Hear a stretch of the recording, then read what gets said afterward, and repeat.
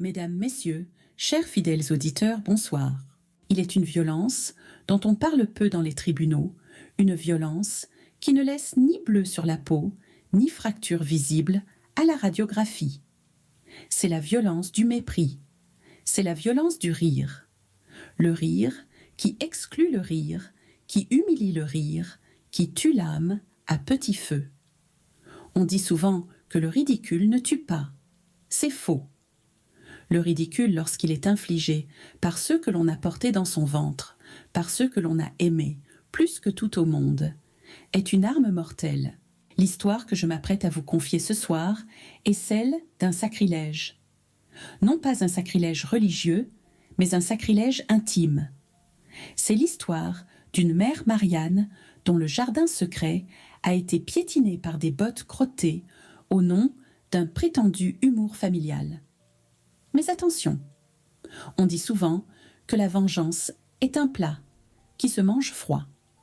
Dans cette histoire, la vengeance sera servie glacée au milieu d'une table de fête, entre le fromage et le dessert. Installez-vous, baissez la lumière et préparez-vous à assister à un dîner que personne n'oubliera jamais. Nous sommes le 24 décembre au soir. Paris scintille de mille feux. Dans les beaux quartiers, les vitrines des grands magasins rivalisent en de féerie. Au 5e étage d'un immeuble haussmannien, cossu de l'avenue de Wagram, l'ambiance devrait être à la joie, à la trêve, à l'amour. L'appartement est vaste, décoré avec ce goût ostentatoire des gens qui ont un peu d'argent et beaucoup de besoin de le montrer. Un sapin immense trône dans le salon croulant, sous les boules dorées. La table est dressée nappe en lin blanc argenterie de famille vert, en cristal de baccarat. Tout respire le luxe et la réussite. Autour de cette table, 3 générations sont réunies. Il y a Stéphane, le fils 45 ans, cadre supérieur dans la finance. Le teint hâlé des skieurs, le sourire satisfait.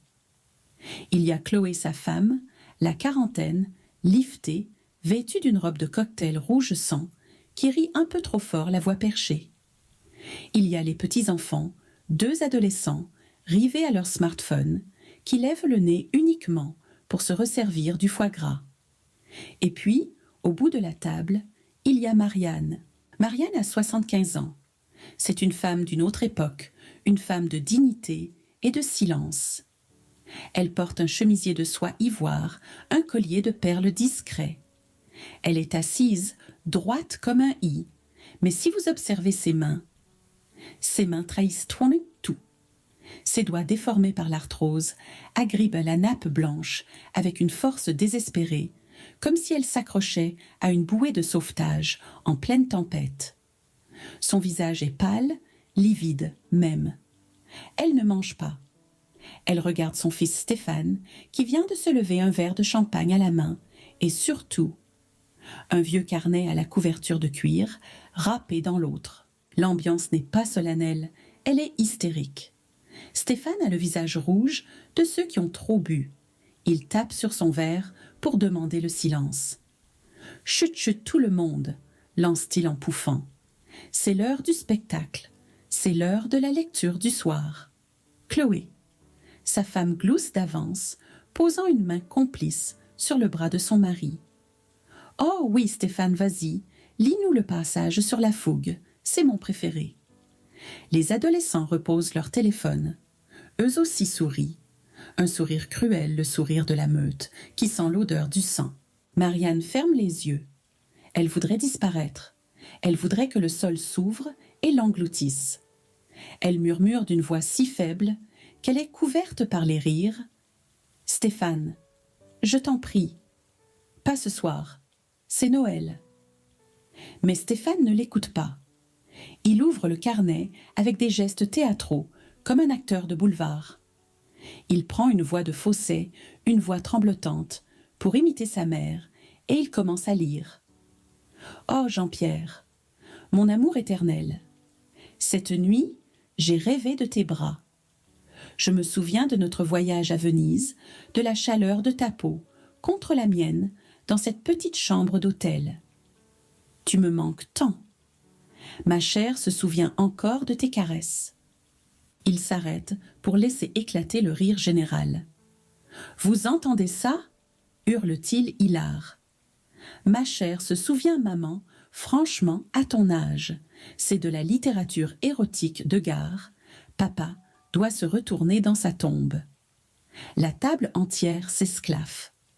Chloé s'essuie les yeux, tant elle rit. C'est incroyable. Elle est impayable, notre Marianne, une vraie adolescente en chaleur. Marianne ne bouge pas.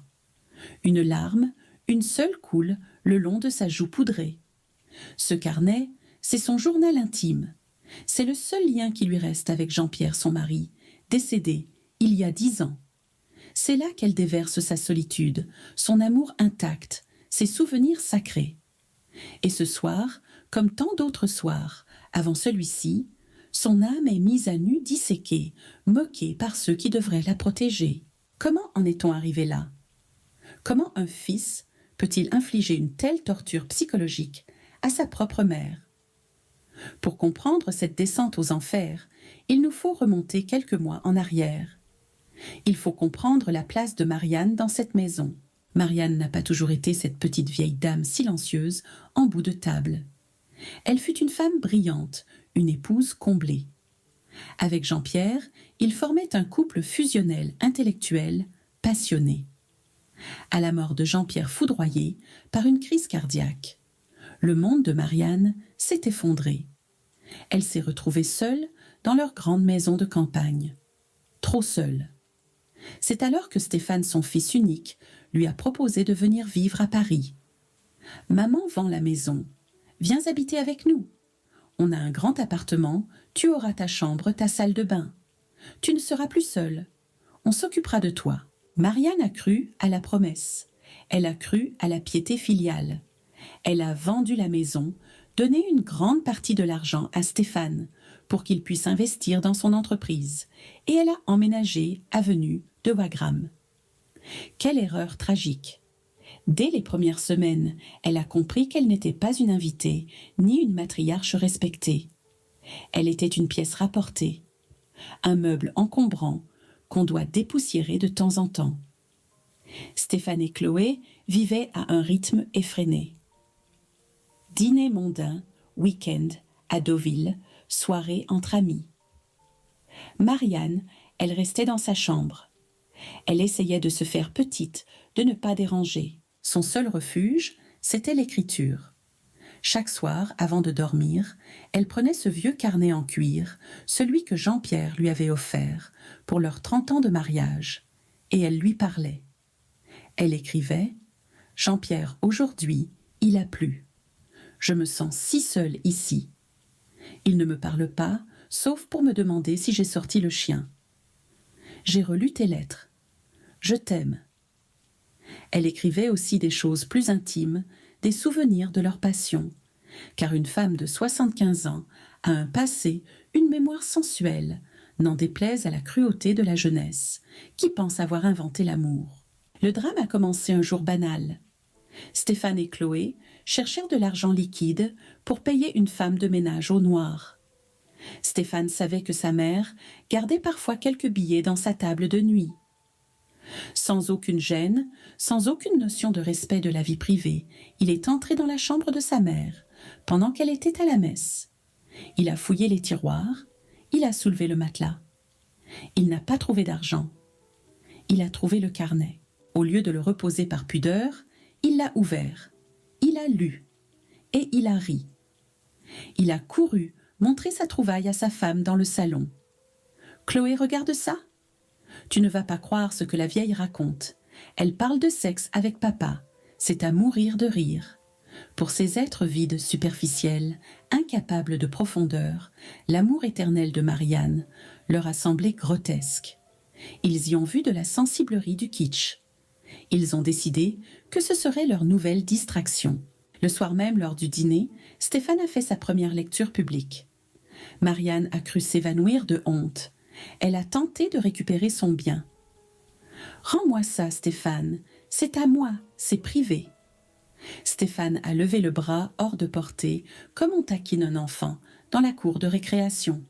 « Oh là là, maman, détends-toi, on rigole. C'est pour mettre de l'ambiance. Tu es tellement sinistre tout le temps, il faut bien qu'on s'amuse un peu. Tu n'as aucun sens de l'humour, c'est ton problème. Tu te prends trop au sérieux. » Le gaslighting. Cette manipulation perverse qui consiste à faire croire à la victime qu'elle est responsable de son propre malheur, que sa réaction est disproportionnée, qu'elle est folle. C'est pour rire. Cette phrase terrible qui autorise toutes les cruautés. Marianne a pleuré ce soir-là. Puis le manège a recommencé. Une fois par semaine, quand il y avait des amis, ou juste pour combler un silence gênant, Stéphane allait chercher le carnet. C'était devenu le rituel de la minute romantique de mamie. Les amis riaient gênés au début, puis franchement. Marianne était devenue le bouffon de la cour, l'objet de la risée. Elle a tout essayé. Elle a changé de cachette. Elle a mis le carnet sous une pile de draps, dans le réservoir des toilettes, dans ses bottes d'hiver. Mais Stéphane, avec une perversité d'enfant gâté, fouillait sa chambre comme un douanier jusqu'à ce qu'il le trouve.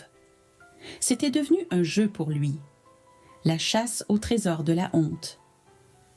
Marianne a compris avec une douleur infinie que son fils ne l'aimait pas, ou pire, qu'il ne la respectait pas en tant qu'être humain.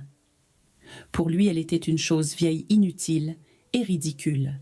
Mais Marianne, sous ses airs de vieille dame fragile, avait gardé le caractère de celle qui avait tenu tête aux épreuves de la vie. Un soir, après une humiliation particulièrement cuisante devant le patron de Stéphane, quelque chose s'est brisé en elle. Mais ce n'était pas son cœur, c'était sa patience. Seule dans sa chambre tremblante de rage contenue, elle a regardé la photo de Jean-Pierre. « Ils veulent rire, Jean-Pierre » a-t-elle murmuré. « Très bien, nous allons rire. Mais ce sera le dernier rire. » Le lendemain, Marianne est sortie. Elle est allée dans une papeterie. Elle a acheté un carnet en cuir, presque identique à l'ancien, mais neuf. Elle a passé ses nuits à le vieillir. Elle a froissé les pages, elle a versé quelques gouttes de thé pour les jaunir, elle a gratté la couverture avec une lime à ongles. Puis elle s'est mise à écrire. Elle a recopié au début des passages de l'ancien journal ceux que Stéphane connaissait par cœur pour endormir sa méfiance. Elle a écrit avec son écriture tremblée. Et puis elle a commencé à inventer. Ou plutôt, elle a commencé à consigner la vérité. Elle a écrit une bombe à retardement. Une fois le faux journal terminé, elle ne l'a pas caché sous le matelas. Elle l'a caché dans le tiroir de sa table de nuit, sous ses bas de contention. Une cachette facile. Une cachette pour débutants. Elle savait que Stéphane le trouverait en moins de 2 minutes. Le piège était tendu. Il ne restait plus qu'à attendre l'occasion parfaite. Et quelle meilleure occasion que l'anniversaire de Lucas, le petit-fils aîné. Une grande fête était prévue. 20 invités. La famille, les amis, mais aussi les collègues de Stéphane et les copines de tennis de Chloé. Le public idéal pour une exécution publique. Nous voici arrivés au moment du drame. Le soir de l'anniversaire. Le salon est bondé. Le champagne coule à flots. Stéphane est en forme olympique. Il veut amuser la galerie. Il a déjà fait quelques blagues lourdes, mais il sent que la tension retombe.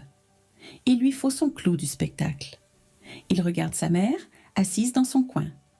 Il lui fait un clin d'œil complice et cruel. « Eh, dites donc, j'ai oublié le meilleur. On a trouvé le nouveau tome des Mémoires de Casanova. Enfin !» « De Mamie Casanova ?» Des rires fusent. « Allez Stéphane, lisse-nous ça. » Marianne ne bouge pas. Elle ne proteste pas. Elle serre son sac à main contre elle. À l'intérieur, il y a le VRA journal. Le vrai, qu'elle emportera tout à l'heure. Stéphane brandit le carnet qu'il a trouvé l'après-midi même. Il l'ouvre au hasard, ou croit l'ouvrir au hasard. En réalité, le carnet s'ouvre naturellement, là où la reliure a été forcée sur une page bien précise. Une page datée de la semaine précédente. Stéphane s'éclaircit la voix, prend sa pose théâtrale et commence à lire d'une voix forte, prête à déclencher l'hilarité. Mardi 12 décembre. Cher Jean-Pierre, aujourd'hui, j'ai le cœur lourd. Je ne sais pas comment le dire à mon pauvre fils. Stéphane marque une pause. Le ton est moins drôle que d'habitude. Il fronce les sourcils, mais continue emporté par son élan, pensant que la chute comique va arriver. Je suis rentré plus tôt de ma promenade au parc Monceau. L'appartement était censé être vide. Mais j'ai entendu des bruits dans la chambre d'amis. La porte était entr'ouverte. Un silence commence à s'installer dans la pièce. Un silence poisseux. Chloé, qui était en train de rire près de la fenêtre, se fige son verre à la main. Son visage passe du rouge au blanc cireux. Stéphane, lui, ne comprend pas tout de suite. Il lit mécaniquement comme hypnotisé par sa propre voix. « Hey !» J'ai vu Chloé. Elle n'était pas seule. Elle était avec Marc, ce professeur de tennis si musclé qu'elle voit 3 fois par semaine pour ses leçons. Ils étaient nus sur le lit. Ils riaient. Chloé disait « Heureusement que Stéphane est un imbécile aveugle.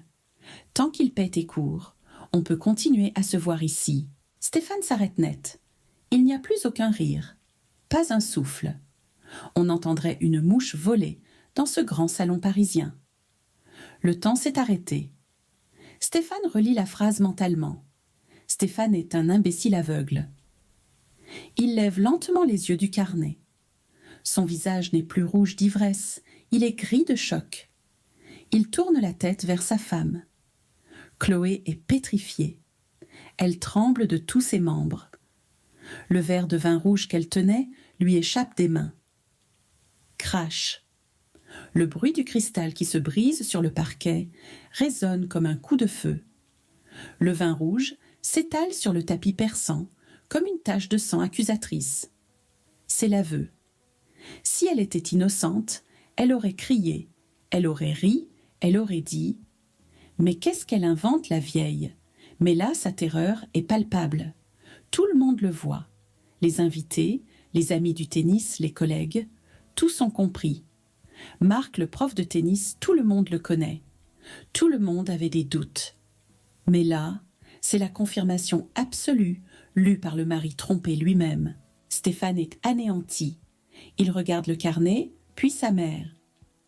Marianne a levé la tête. Elle ne tremble plus. Elle a lâché la nappe. Elle regarde son fils droit dans les yeux. Il n'y a pas de triomphe dans son regard, juste une immense tristesse et une dignité retrouvée. « Tu voulais de la vérité, Stéphane ?» dit-elle d'une voix calme qui porte dans tout le salon silencieux. « Tu voulais lire mes secrets. Tu voulais rire. Eh bien voilà, tu sais tout maintenant. C'est ça la vie privée. Parfois elle protège ce qu'on aime. En la violant, tu t'es détruit toi-même. Le chaos qui a suivi est indescriptible. » Stéphane a hurlé. Il a jeté le carnet au visage de sa femme.